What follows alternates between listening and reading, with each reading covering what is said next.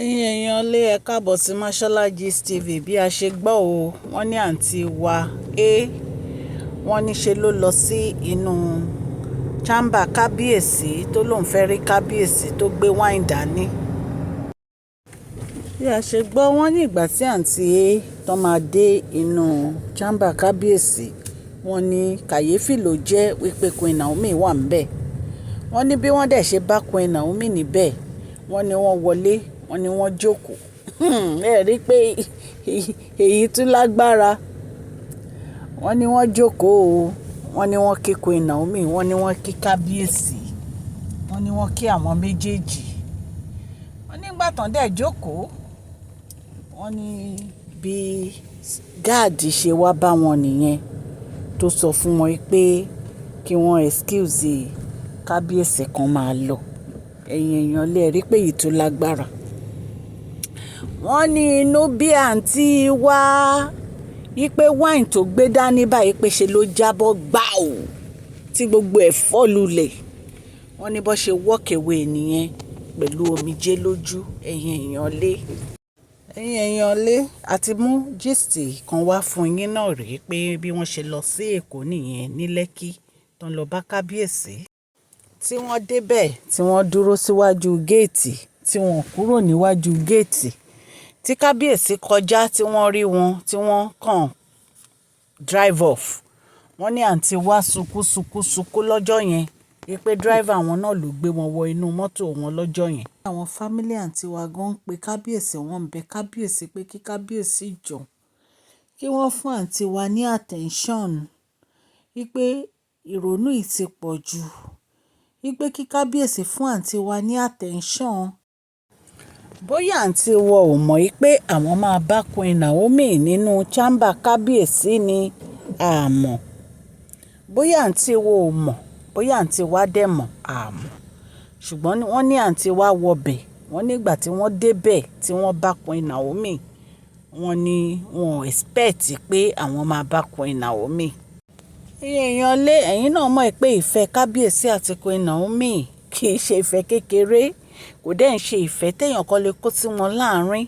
Wọ́n ti mọ àwọn èèyàn burúkú tí wọ́n dá àárín wọn rú. Wọn ò dẹ̀ ní gbà kí èèyàn kankan kó wá ṣerú nǹkan báyẹn fún wọn mọ́. Bí a ṣe gbọ́ nìyẹn èèyàn lé. So kábíyèsí àti Queen Naomi wọn ò fàyè gba ẹnikẹ́ni. Wọn ò fàyè gba àwọn èèyàn burúkú yìí láti dàárín wọn rú. Wọ́n fi wọ́n síbi tó yẹ kán fi wọ́n sí nítorí pé wọ́n mọ̀ nínú ọkàn wọn wípé ìkà ni àwọn tó yí wọn ká. Olólùfẹ́ mi ní ilé lóko àti ní ẹ̀yìn odi wípé ẹ káàbọ̀ sí Mashola Gist TV. Mashola Gist TV ń kí yín. Mashola Gist TV ń kí yín. Adúpẹ́ atọ́pẹ́dá. Mashola Gist TV ń kí yín. Mashola Gist TV ń kí yín o. Ó ní ẹ ṣé o lọ́wọ́ ọkùnrin, lọ́wọ́ obìnrin, lọ́wọ́ ọmọdé, lọ́wọ́ àgbà. Lórí gbogbo bẹ́ẹ̀ ṣe ń comment, tẹ́ ń like, tẹ́ ń share. Adúpẹ́ ní ọwọ́ gbogbo yín. Mashola Gist TV ń kí yín. Ẹ̀yin olólùfẹ́ wa ẹ káàbọ̀ sí Mashola Gist TV. Ṣé àlàáfíà ni ẹwà gbogbo lè ń kọ́?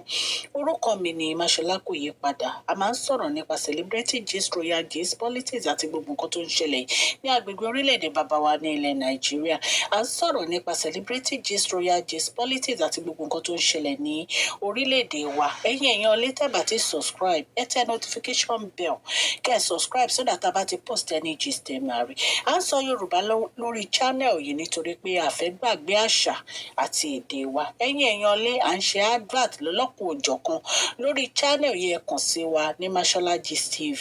Ọlọ́run Elédùmarè á bá mi gọ́wọ́ yín sókè o.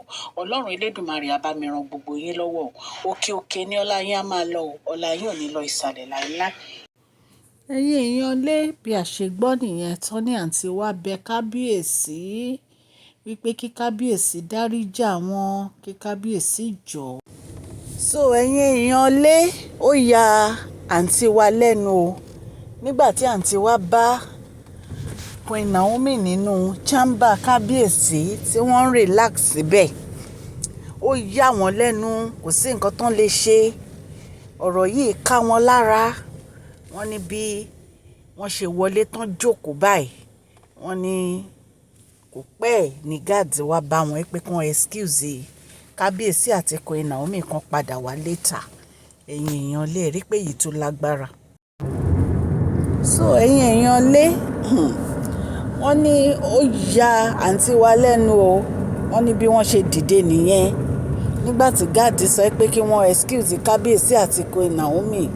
Wọ́n ní wọ́n wá dìde, wọ́n ní wọ́n wá lọ, ṣùgbọ́n wọ́n ní wáìnì tí wọ́n gbé dání páwọn àti kábíyèsí máa mu. Wọ́n ní wáìnì yẹn jábọ́ lọ́wọ́ wọn, ní gbogbo ẹ̀ wá fọ́. Wọ́n ní bí àǹtí wa ṣe bínú jáde nínú chamber kábíyèsí nìyẹn. Nǹkan tá a gbọ́ nìyẹn, ìyẹn ara lé. Ẹ rí pé ìtú lágbára. Ṣùgbọ́n nǹkan tí mo fẹ́ sọ sí ọ̀rọ̀ yìí ò di wípé àǹtí wa ò ní láti máa lọ sí ọ̀dọ̀ kábíyèsí tí kábíyèsí ò bá pè wọ́n àbí tí kábíyèsí ò bá lóun fẹ́ rí àǹtí wa. Kì í ṣe nǹkan tó bójúmu, kì í dẹ̀ ń ṣe nǹkan tó dáa. Tó bá jẹ́ pé kábíyèsí ń pè wọ́n wípé mo fẹ́ rí ẹ o, wá sí ọ̀dọ̀ mi o, ó wà òkè.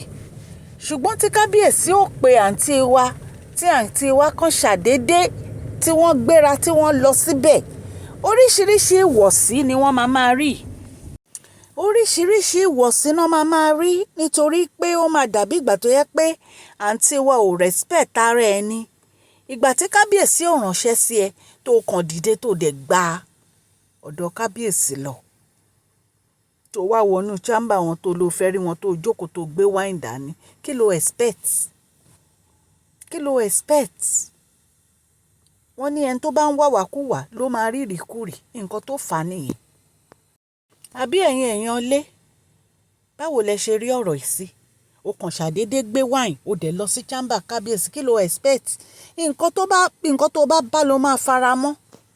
Kò jẹ́ bó ṣe jẹ́ ẹ̀yin ará ilé bí a ṣe gbọ́ gist ní ká mọ̀ wá fún yín. A dúpẹ́ lọ́wọ́ gbogbo etí tó ń gbọ́ wa ò ní ilé lóko àti lẹ́yìn odi. Ọlọ́run Elédùmarè á ṣàánú fún gbogbo yín o. Gbogbo àdáwọ́lé yín á máa yọrí sí rere o. Òkè òkè ni ọlá yín á máa lọ o. Ọlá yín ò ní lọ ìsàlẹ̀ o. Please share this video, like and subscribe. God bless you. Ẹ má gbàgbé kẹ́ fún fídíò yìí ní thumbs up o. Mashola Gist TV. Love you all.